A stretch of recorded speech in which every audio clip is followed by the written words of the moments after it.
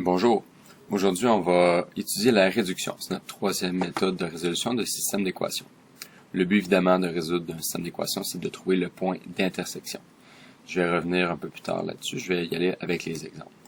Donc, pour la réduction, on va l'utiliser lorsqu'on va avoir deux fonctions qui ne sont pas sous les formes fonctionnelles. Donc, aucune des deux. Ce qu'on va pouvoir faire, c'est réduire, c'est-à-dire soustraire une fonction à une autre. On va faire un peu comme lorsqu'on faisait au primaire ou au primaire secondaire, lorsqu'on faisait ça à la main. On écrit la première équation, on soustrait la deuxième équation, on met un égal, et on soustrait de manière verticale. Donc 3x moins 3x, il n'y a plus de variable x, 0x. 4y moins 5y, donc moins devient plus, donc 4y plus 5y, ça me donne 9y.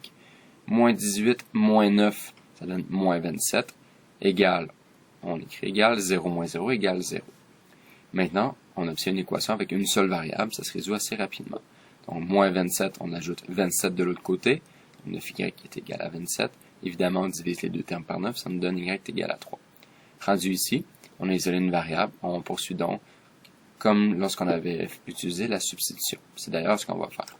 On va substituer l'équation 3 dans l'équation 1. Ici, à noter, j'ai nommé les équations avec des valeurs. En fait, j'ai numéroté les équations. 1, 2, ici, j'ai numéroté la troisième équation. Donc, je vais substituer l'information de la troisième équation. Donc, je vais remplacer y est égal à 3 dans l'équation numéro 1. Donc, l'équation numéro 1, le y, je vais le remplacer par 3. Donc, 3x plus 4 fois 3, moins 18. Ici, on regroupe les termes semblables. Donc, 4 fois 3, 12, moins 18 donne moins 6. On envoie 6 de l'autre côté. On divise par 3, on obtient 2. 3 qui est notre couple. Le 2, c'est le x ici, le y et le 3. Validation maintenant. Comme j'ai remplacé dans l'équation 1, je vais valider dans l'équation 2. Donc, je prends les deux réponses ici. Le couple 2 et 3, je le remplace dans mon équation numéro 2.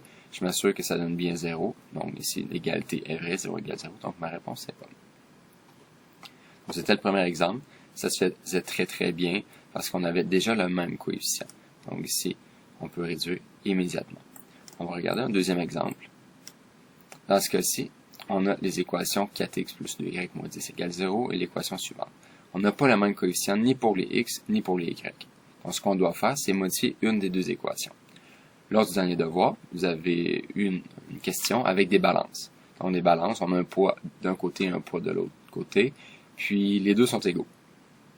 Imaginez que si je fais x2 de chaque côté, ça va être encore une balance qui va être en équilibre. C'est un peu ce qu'on va faire ici. On a une égalité qui est égale à 0.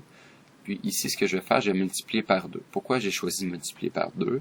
Tout simplement parce que, comme j'ai 2 ici et 4 ici, je fais x2 ici, ça va me donner le même coefficient pour x. C'est ce que je voulais.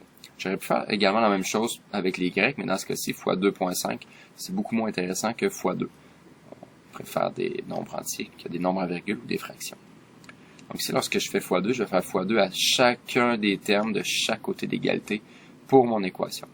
Donc ici, ça va être 2x fois 2 plus 5y fois 2 moins 17 fois 2 égale 0 fois 2.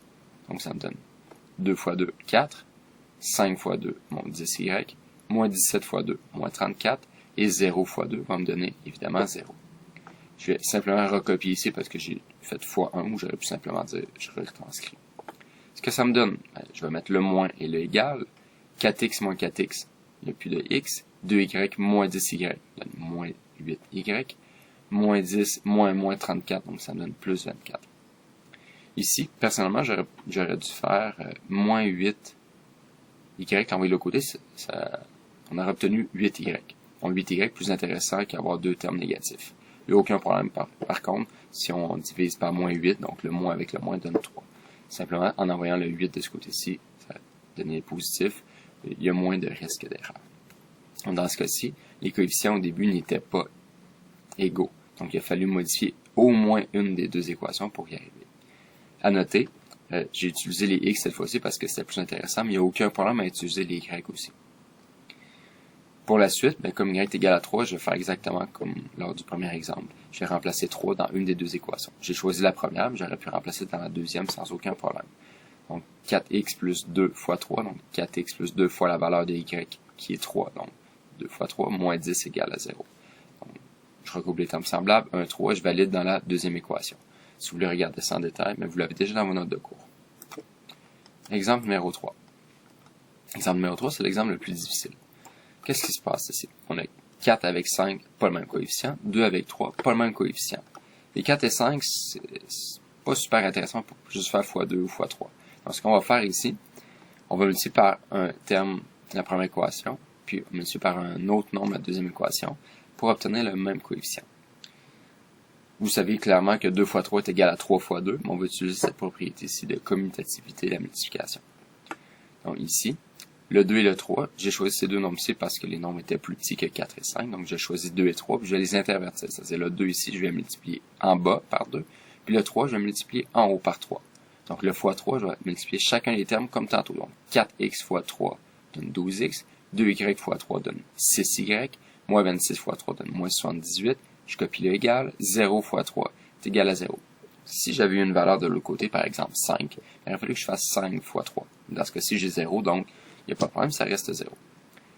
J'ai choisi x2 ici, donc 2 fois 5 donne mon 10, 3 fois 2 donne mon 6y, moins 35 fois 2 donne moins 70.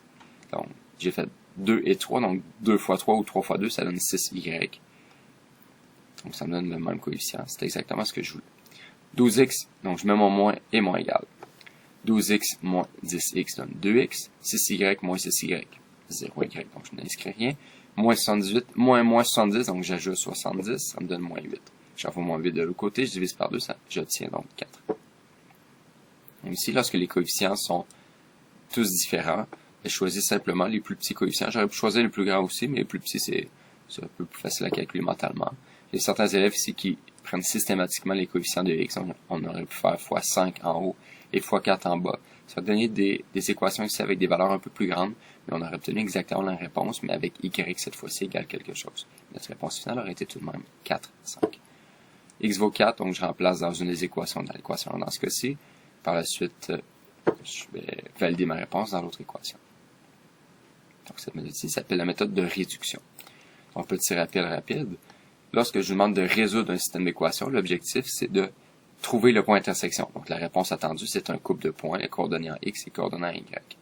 Lorsqu'on a les deux fonctions qui sont déjà sur la forme fonctionnelle, ou que la même variable est isolée les deux fois, on peut utiliser la comparaison. Donc f de x est égal à g de x, on aurait dans ce cas-ci 3x plus 4 est égal à 5x plus 6.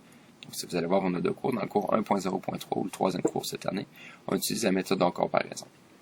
La substitution, on l'utilise un petit peu ici, mais on l'utilise dès le départ lorsqu'une des deux variables est déjà isolée. Dans ce cas-ci, mon y est déjà isolé, je vais pouvoir substituer 3x plus 4 à l'endroit du y. Donc, vous pouvez regarder le cours précédent. Sinon, aujourd'hui, on a vu la comparaison. Donc, objectif pour vous, c'est d'être en mesure d'utiliser les trois méthodes, puis utiliser la méthode la plus intéressante à chaque fois. C'est possible de toujours faire une comparaison. Si vous avez deux équations comme ceci, on pourrait isoler y, transformer sur la forme fonctionnelle, mais on aurait certaines manipulations algébriques à faire, encore des manipulations algébriques, puis après ça, utiliser la méthode de comparaison. Donc, c'est un peu plus long.